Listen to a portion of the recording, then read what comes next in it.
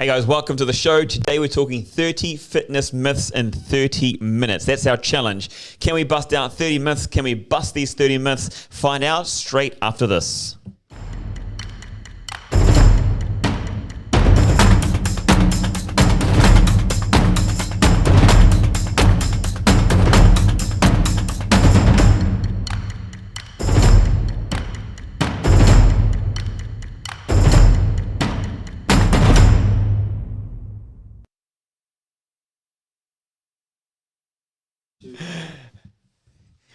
Hey guys, welcome to Find Fit People, the platform that helps you connect and find the best in health, sports, and fitness. Today we're talking 30 fitness myths in 30 minutes. So help us bust 30 fitness myths in 30 minutes. Man, that was a tongue twister. Today on the show, we've got a good friend and a colleague in the industry here that's going to help us. He works for a physical training company. He's actually set it up a few years ago now.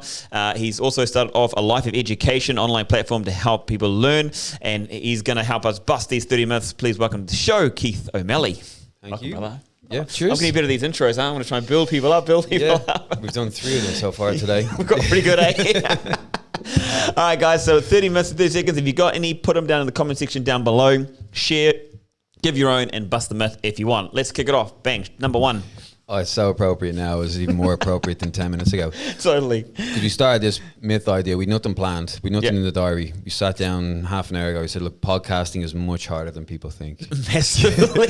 And we've spent 10 and 15 minutes trying to restart this one, which is just what happens when you do it live. Exactly what it is. Yeah, right. You guys have the extra stress of live. I've got another one, and I couldn't believe how difficult it was.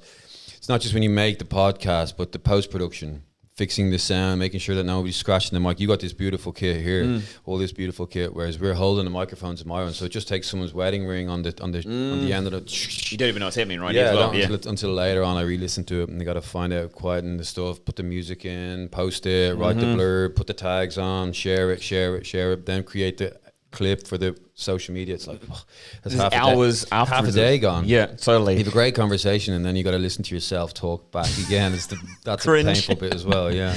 There's also the pre-production side of things as well. Whether you're doing just audio, whether you're doing video, whether you're doing your live stream, there's just so much more. And then trying to understand all the equipment and how to do it in best ways. I mean, there's simple Instagram, but it's not easy. But there is things out there to help, and we're going to learn our stuff so we can help you as well. Yeah. Number 2. What have you got on your list? Actually, just saying on the same kind of thing, a fitness company setup. People think it's so easy to set up your own fitness company. They'll just say, yep, I'm available, and bang. And what people don't realize is, again, the back end work. You have to, as soon as you become your own boss, there's a lot of marketing, there's a lot of sales, there's understanding about your price points, there's understanding how to deliver your service, how to keep consistent, how to put your branding out there.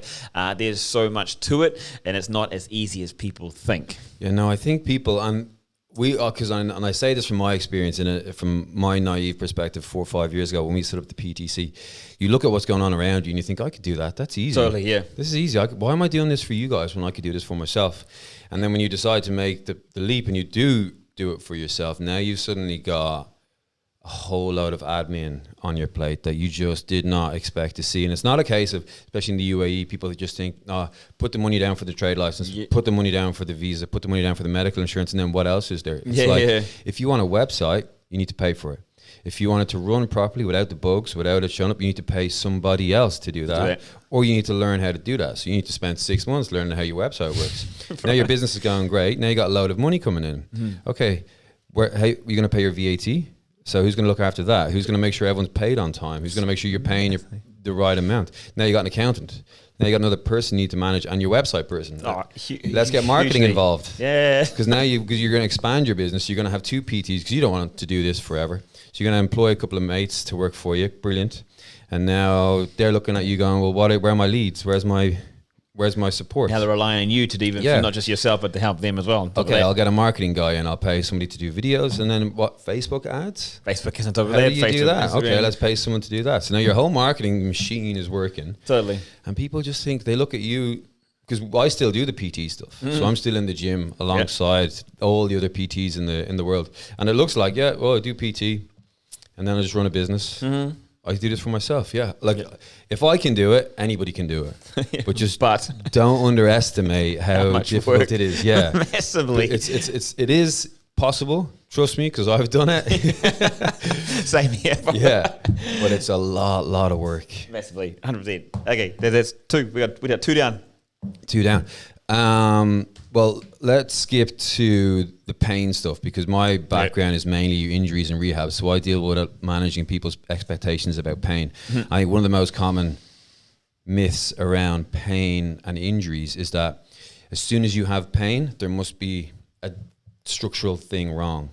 So like if as soon as you have back pain, people think, oh, it must be a disc problem, it must be a disc bulge. Like your nervous system is heavily sensitive to thousands of different minute changes in your system, in your body, in your movement patterns. You can have protective mechanisms kicking in, spasming. That will cause you some element of back pain. But that doesn't mean your disc is suddenly popping out and it's bulging. Like, and people like to sound fancy, don't they? So yeah, people, first thing is this. People like to, well, they're a little bit scared as well. You know, it is a scary thing. You hurt, you do a few deadlifts, everything's great. You get home, before you get up off the couch, it's like, oh no, what have I done? Have I busted a disc? It's like, whoa. Let's take a few days, do some stretches, sleep well, eat well, don't go out partying at the weekend. You know, let's just see how it is in a few days. And then let's get some stretches. Let's release those spasmy lower back muscles that protect it. And it's the same in the knee as well. Knees are common where people think as soon as they have knee pain that they have this arthritis or this osteoporosis problem. Whereas they shouldn't do anything leading into the next one. That running is bad for your knees. We got 4 guys. Boom. Running as a overall skill set is not bad for your knees. You're not going to rip apart your knee cartilage by going for a run unless you are overweight combined with terrible strength levels. So if you're pretty weak through your lower limb, your glutes, your quads, and you're overweight and you got poor ankle mobility and you live a sedentary lifestyle, those combining factors are going to leave your knees more sensitive to pain. Again, you're not shredding apart your knee cartilage when you go for a run. Totally. People with cartilage, you're in a separate conversation. We're talking just about the general people who think if I go running, A, I'll lose all my gains. And B, I'm also going to fall down. Yeah, B, my knees are going to fall apart. Our ancestors ran away from prey that was chasing it, and it chased after prey. It chased after food rather to hunt and eat, and it's how we're all here from people running. So it's one of the best things to do, I personally believe, because all you need to do is buy a set of trainers. Yeah. Step outside your front door and your training session has started. You don't need to travel anywhere. You don't need to speak to anybody. You don't need to invest in any. You don't have to buy a bike and have it sitting in your garden or in your garage for 23 hours of a day, you know, doing nothing. Trainers on, t-shirt on, earphones in, off you go. I think it's one of the best things you can do to stay fit. Yep, totally. Bang, dumb. Here's another myth, and it's kind of to do with running as well, is that you just said that you buy a pair of trainers, but you need running shoes to run. Yeah. You can't run in Converse. No. Definitely not. Or boots or gumboots or anything like that. There's a whole other thing. And the reason I say you need running shoes, or there's this thing that like running shoes support you as a runner. That's what running shoes are designed to do. Support the foot, support the technique behind running. But then there's the other side of it. You got, and I like to use this reference, is you look back at back in the day, or you look at countries that don't afford it. There's these tribes that are running. We're talking on like tires. That's their shoe. I mean, that's their and they run miles, like, for distance. And there's a lot of different things coming out there. Now, I don't know which is the better or the best for running, whether you do barefoot or you look at shoes of support. But I mean, people have the two sides of where one is you go barefoot and it allows your feet to strengthen and get the feel of the earth and that kind of things. And then shoes, a lot of people say that it kills your running because it does it's like a walking stick. It actually does it. Yeah, it supports the things that your foot should be doing or your leg should be doing. Yeah, I mean, look, going from zero to running, put a pair of trainers on because your tissues in your feet, your Achilles and your quads and your knee joint, they're not yet robust enough to absorb your foot hitting the ground. 100%. So you will benefit from the trainer. Yes. Now, if you want to be one of these, anthropologically sound people, and you don't ever want to sit in a chair, and you want to feel the earth under your feet. Also, loads and loads of benefits to that. But start if you want to move from a trading floor style job, stress. Totally. You want to move into a Zen lifestyle. do it gradually. Take your trainers off when you go for a walk. Do you know, walk in your bare feet. See how your skin reacts to the uneven, because your skin's going to blister and cut up. And then it's like anything, just slowly introduce running. I think this brings to the next one that's quite good. No pain, no gain. The whole theory, bang, myth. It's terrible. It's really limiting for people, because people think if they feel a little bit under 100%, they shouldn't go to the gym because they want to give it their all. It's like, well, that's not, we don't live in that parameters. We go through cycles of mood, up and down, fatigue, not fatigue, sleep well, not sleep well, stressed in your day, not stressed. Your nervous system is flying from up and down this spectrum of rest, relax, and happy to stressed, fight or flight, you know. And when the closer you are to being stressed, the less load and the less stress you should continually add. Exercise is something that's going to leave you feeling great and shift you back towards the sort of happier end of your nervous system spectrum, as long as you don't overdose it. So the mindset of just going to the gym to smash yourself is actually detrimental. Massively. You're just taking too much load. You're not going to recover. Go to the gym, enjoy it, be around your community, be around your gym pals. Do a little bit of a session, but at least when you leave, you go, well, at least I didn't go home to sit on the couch. Yes. You know? You relax out. Good myth. Isn't on to kind of fill onto that one too. You have to do 1 hour of workout to be effective. No, I don't know. I find now with my Apple Watch, I find when I'm timing my sessions, I'm hitting about 40 minutes.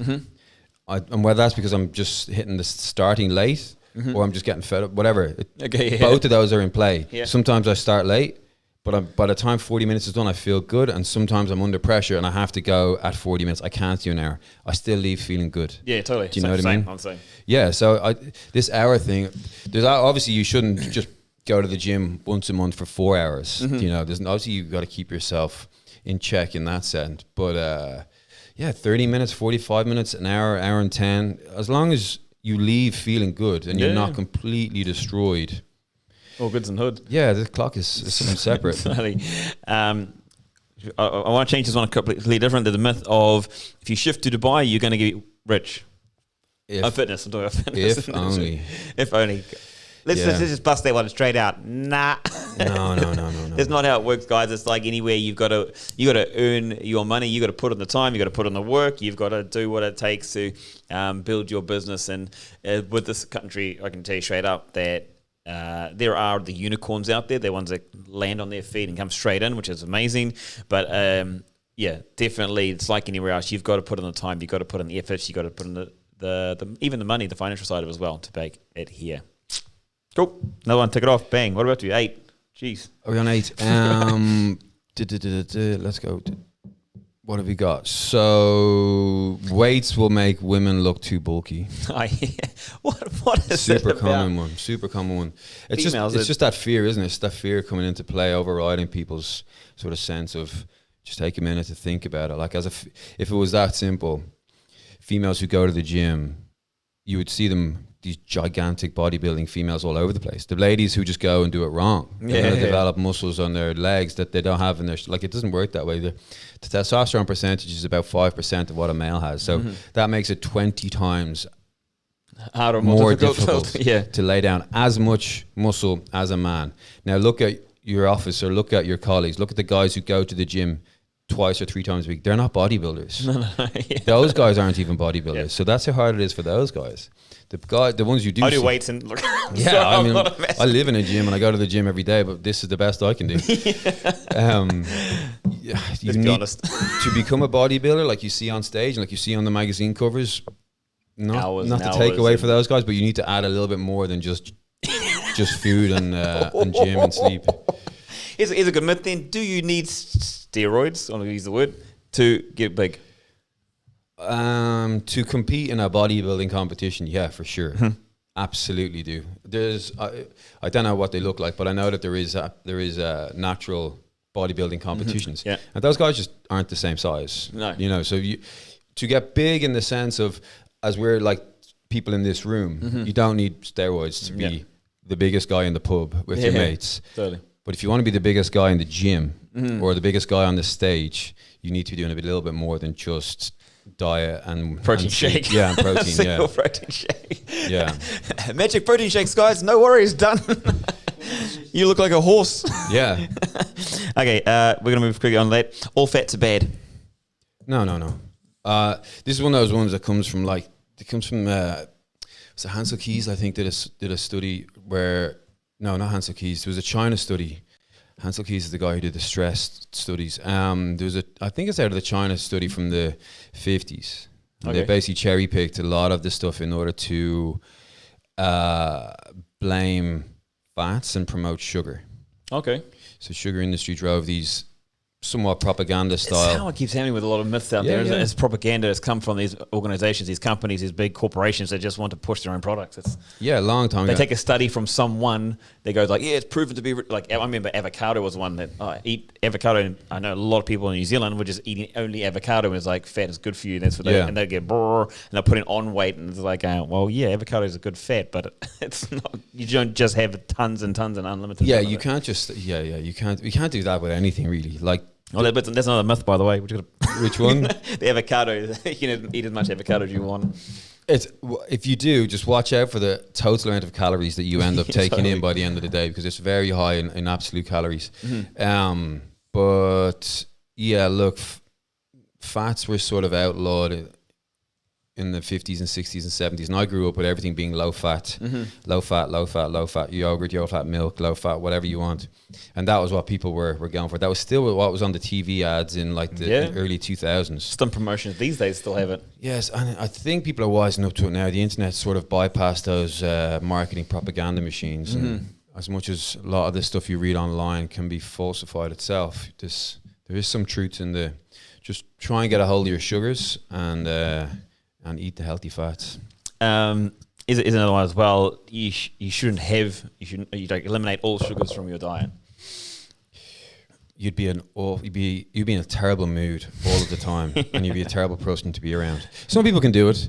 Some people can live on like ketogenic style diets, but who's the person who's 5 years into a keto diet? Where's that person hanging around? Because they don't tend to last on those kind of diets. You do it for a bit, you get your crash.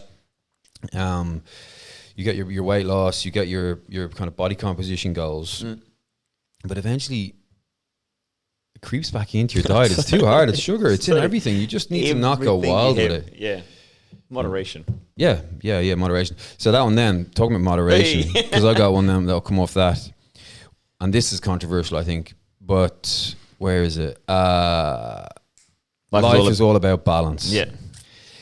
Look, is it though? Because if you want to live in 14 minutes to go. Oh, we only have.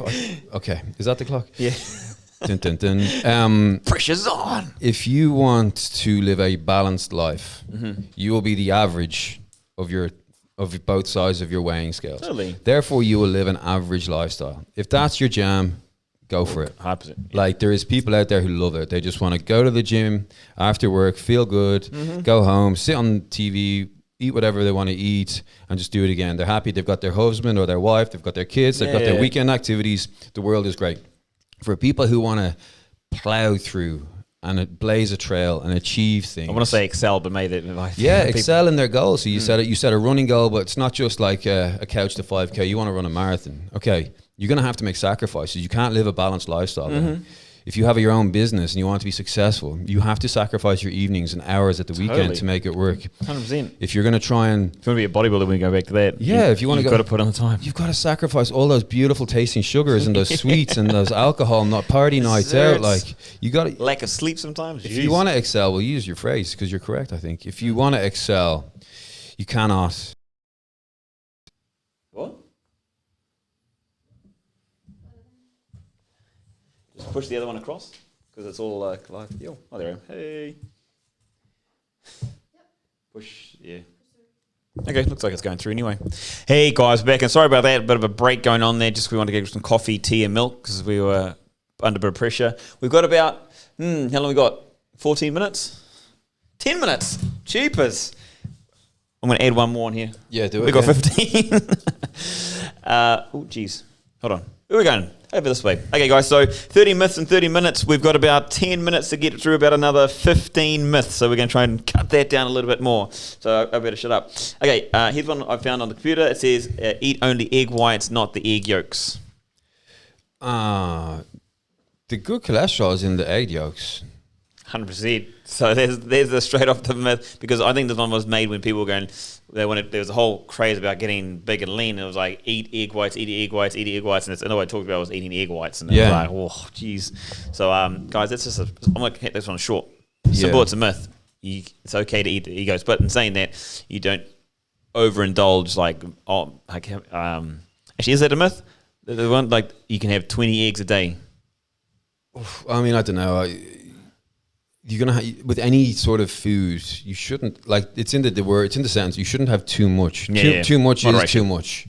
Whether you want to talk about eggs, whether you want to talk about milk, I even heard some guy talking about water. Like, you shouldn't drink too much water. Yes, totally. I heard that one too. But you shouldn't have too much of anything. It's too much. It's in the word. Like, it's right there. So how too much. The question then is, how much is that level? How much is too much? And that's, I think, different for different people, and also what your taste buds are. Because I'm sure, like, vegetarians and people who are very anti-meat will eat a lot of eggs. Yeah, 100%. Eggs every day for breakfast. Eggs, and they're going to be fine. Our producer Gilbert has lots of eggs too, so there you go.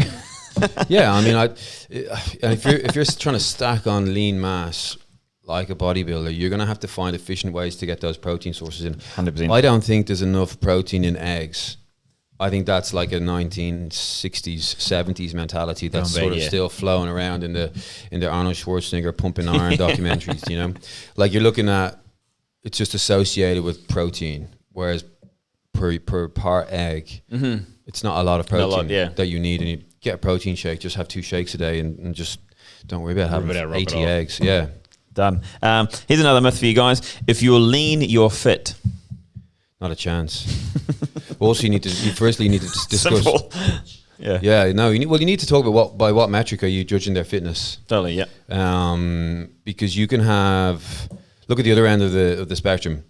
You can have a heavily overweight, high body fat rugby player who's playing professional rugby, running a lot, moving a lot. Yeah, running 10K. Like a game or whatever, maybe not that far, but maybe 6 to 7K. I've seen some of those Fords. Yeah, some of those lazy guys. But he's never going to be shredded. The same way you can have really slim people, but they're never going to be able to run 10K. So what's the metric sort of you're talking about by the health? You would have to just qualify that metric. Yeah. Like, you can be lean and you're probably low risk cardiovascularly, so you're healthy there. But could you outrun a fat person who trains? Exactly. Cardio wise, maybe not. Can you do? I'll vouch for this. Like, I've been in the Ironmans and stuff like that, and I've been much leaner than other people, and they've just run straight past me. It's like, I'll see you later. There's a guy, I was on the Dubai Eye last week with a guy who's 100. He's lost 35 kilos from 160 to 130, 128 or something. He's around. He did the Ironman last week. He did it in 6 hours 50 something. Oh, wait. If I went to do it straight away, I wouldn't be able to do it. Difference is he's trained. Yeah, 100%. His body composition looks one way, but his heart and his lungs and his strength levels are saying a different thing. 100%. Another one on that one too. If you're big, it means you're strong. If you're big and muscular, it means you're strong.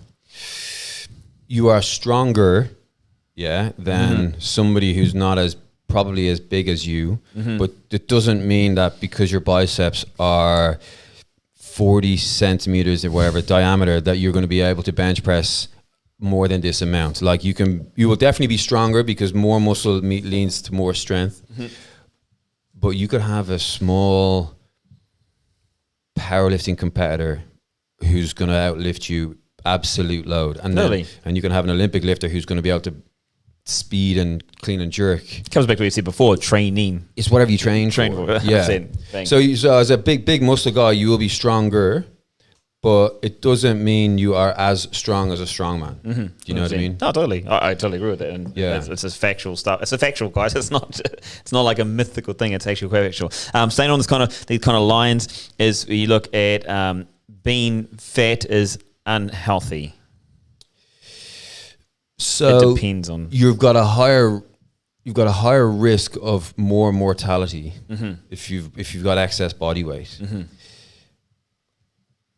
It probably is. So 18, again, by the way, 18. You then have to say what is unhealthy. Like, you are unhealthier, but you cannot just look at a line of 10 overweight people and say that they're all equal to a certain amount of poor health. Yeah. Because you could have a fit person. You could have somebody whose weight loss journey, they used to be 25 kilos heavier. Yeah. And they've been training for a year. So now they're still overweight, but they're pretty fit. Yeah, They've totally. been busting themselves for a year. They're coming down the scales. You know, things are going the right way for them. They're putting on lean mass. So just to take a group of people out of a crowd and pick the heaviest or the fattest people and say you're all unhealthy, what are you doing? That's totally misguided. Yeah, totally. 100% agreed. Bang. Do you want to chuck one in there? Or I don't know if we got it a second ago, but the sleep when you're dead. Yes. Because Let's repeat you this talked one. about LeBron James sleeping 10 hours a day, Yep. which is that's probably a bit more, but And Arnold Schwarzenegger says he sleeps only 6 hours a day. who does? Arnold Schwarzenegger. Oh wow. Okay, so there is a small, tiny percentage of people, and this isn't from me. I read a book. This is going to make me sound like an expert, but it's Dr. Matthew Walker's book, Why We Sleep. I'd recommend everybody read that. He starts off the first few chapters just banging home facts about how caffeine, the half-life of caffeine is 8 hours. So if you have coffee and sleep kind of compete for the same receptors. So when you have caffeine, Yes. it covers over these receptors. So you delay your ability for your sleep precursor to rise up to trigger sleep. It's an amazing book. It goes through anxiety, it goes through dreams, it goes through PTSD, goes through why we sleep as kids, the memory, the coordination, the nervous system. Like they did this thing where they tested these rats and they measured their brain waves over sleep. They put them through a maze, and then the rats overnight, they heard the rhythms. Oh, yeah. They heard these rhythms of these brain waves. They didn't hear them. They did their techie saw stuff, them, and yeah. they saw their rhythms, whatever the way they presented it. And they learned that the rats were laying down wiring networks for that skill set. So then the next day, the rats who slept well knew the route. The rats who didn't know the route. So they figured out that overnight, we as humans, when we're learning a new skill, that night is the most important night's sleep you're going to get for that particular skill set, because you're going to start drilling down neural networks, imprinting that skill set. So the very next day you come back, you do the same test. And they did this type of test for loads of different things in the book. They take a group of people, they do the skill. In the morning, they test them. They don't sleep, they test them in the evening. They see the certain results. They take another group of people, they do the first test at nighttime, then they do the second test after a night's sleep, and the scores are vastly different. And this is almost across all like memory tasks, skill tasks. Just night sleep is so important. I'm blown away, but I definitely recommend Matthew Walker, Why We Sleep. Bang. On that. I just wanted in your book to the butt wink is bad. So people, the misconception about a butt wink is Or it's that 20, by the way, guys. a butt 2 wink minutes to go. is, we've got two minutes. So the bottom of the squat where your tailbone dips in, that's an anatomical thing based around the depth of your hip joint. So the hip joint has a socket and it has the head of the femur. If you've got a shallow joint, you got the femur sticking quite far out, which means you got a nice amount of range of the hip and the femur when you're at the base of the squat. If you've got a deep socket, the head of the femur is buried in there. So when you get to your maximal flexion, you're going to pull the hip around. Yeah. You're going to pull the anatomy of the pelvis underneath, and you're going to see the butt wink. It's not tight hip flexors. It's not tight hamstrings. Both of those are shortened when you bend. It's a purely bony structure anatomical thing. Can it be dangerous? It depends what weight you're lifting, and it depends how mobile you are the rest of your system. So actually, I saw that one maybe about 4 or 5 months ago. That's when I saw that one. I was like, oh, yeah, cool. Another one is you burn more fat on an empty stomach. For me, it goes as simple as this: is like you can. It depends on how you do your training. Yeah. Like if you have anything in your stomach and you're doing low intensity training, when you talk about the percentages of fat or carbohydrates that are being used as fuels, there's some truth to that. But then it's kind of been twisted in a way that people now these days use, okay, I'm going to starve myself, and they go and do a big CrossFit session, or they're going to do something like that, and then they end up burning muscle glycogen, and they go, I'm not getting any muscle. Well, it's just a misconception. Yeah, on that's how the it's angle being I was used. going to say. Yeah, it depends what exercise. If you're doing glycogen, anaerobic stuff, it's not quite. If you're doing aerobic stuff, you're probably going to be more fat adapted. Totally, 100%. Thanks, there you go. Look at that. Oh, 30 seconds. Well, we're not going to make 30, but anyway. How many do you do? We've got 21. We got one more though. I'll burn fat at my target. I burn only fat at my target heart rate. So it kind of works in together.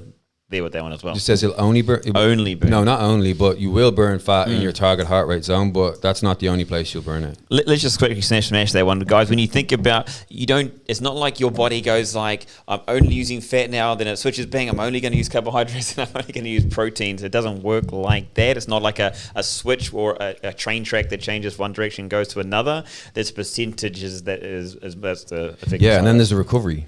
You're gonna get energy from everywhere. Here's another one I'm going to throw into as well, is all nutrition has the same calories. What I mean by that is that, like, with people saying, like, if they're eating fats or they're eating proteins or they're eating carbohydrates, it's all the same when they're eating it. It's talking about calorie counting. Like people are on the treadmill or on the bike and they just see these things and it goes calories that you've burnt. And not all calories are the same. Does that make sense? Yeah. And you can't believe those machines. Totally, I know. For sure. It's like it's got a scan and monitoring you. Yeah, that machine needs to know gender, height, weight, muscle mass, age, training capabilities, like the heart rate, loads of stuff. So much things that's missing on top of that. So yeah, don't believe those ones. Well, we didn't quite get to 30. What do we do, 22, 23? It's 23. That's good. Yeah, I'm surprised. We must have gone over 30 minutes. I think I think we did. It was a bit of a challenge. Unfortunately, we didn't make that. Don't worry, but we still got 7 more that we can bring in. And what we're going to do, we're going to try this challenge again later on because, there's lots and lots and lots and lots of myths. In fact, I would say just hang around because shortly we're going to go through part 2 we're going to give a second attempt of 30 myths in 30 minutes. And we're going more myths, more answers, and bust them for you. Simple as that. Cool. Guys, we'll see you in a bit. We've all been there. Hours searching the internet, asking friend upon friend, making call after call, trying to find the right fitness professional, health specialist, or sports coach. So much time, energy, and even money spent only to find more problems than solutions. Well, now, with the Find Fit People platform, you can find all the available professionals with the skills you need in an instant. We've removed all the barriers by establishing a community of many different skilled health specialists, sports coaches, and fitness professionals that are alerted immediately once you've posted your request. In under 30 seconds, you can attract multiple professionals with the right skills to help you achieve the result you want. It's simple, fast, and free. Find us online at www.findfitpeople.com or download the Find Fit People app from Apple or Google Play stores so you can find fit people today.